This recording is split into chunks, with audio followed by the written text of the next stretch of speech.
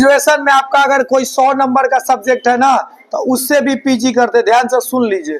जैसे सब्सिडरी से भी आप पीजी कर सकते हैं, ठीक है। अगर सब्सिडरी से भी पीजी करना चाहते हैं तो जो भी इन दोनों में से 100 नंबर का सब्जेक्ट है, इन दोनों से आप क्या कर सकते हैं, पीजी कर सकते हैं।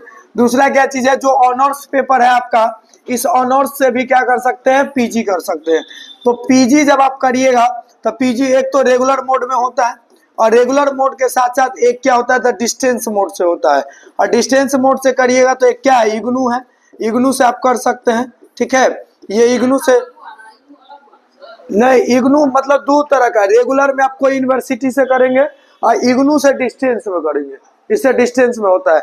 और डिस्टेंस से जब करिएगा तो आपको हफ्ता में एक दिन क्लास करना पड़ेगा, एक दिन आप क्लास करिएगा। और इग्नू का क्लास केवल संडे का होता है, याद रखिए, केवल संडे का होता है।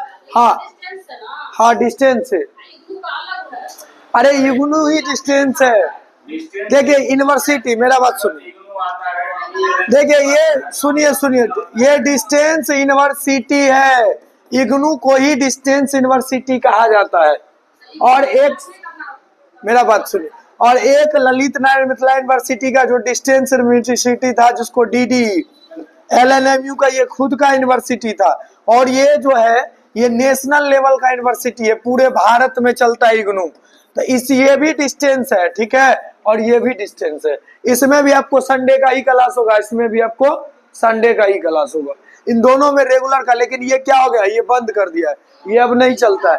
तो ये इग्नू से आप पीजी कर रहे हैं तो इग्नू से आप पीजी कर सकते हैं, लेकिन पीजी के दौरान आप नेट का एग्जाम दे सकते हैं। तो पीजी करिएगा ना, जो सब्जेक्ट रखिएगा वो सब्जेक्ट पर पकड़ बना लीजिएगा, और रिजल्ट आसान है। जैसे पॉलिटिकल साइंस का कट ऑफ अच्छा कम जाता है, हिस्ट्री नहीं होगा, फिर बायो का कट ऑफ कम जाता है, फिर उसके बाद बता दें इकोनॉमिक्स का कट ऑफ कम जाता है।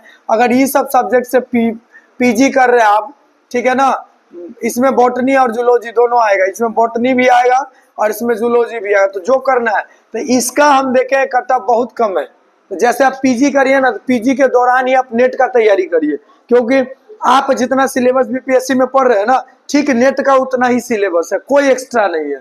आपके सब्जेक्ट 100 नंबर के आएंगे, और 100 नंबर से 50 नंबर का आएगा सीडीपी, 50 नंबर में 20 नंबर सीडीपी रहता है, 20 नंबर के बाद 10 नंबर करेंट अफेयर, और ई कभी कभी 15 भी हो जाता है।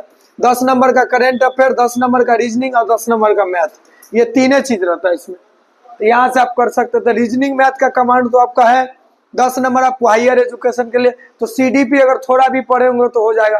तो डिस्टेंस के इग्नू के साथ अगर आप जाते हैं तो हम सलाह देंगे कि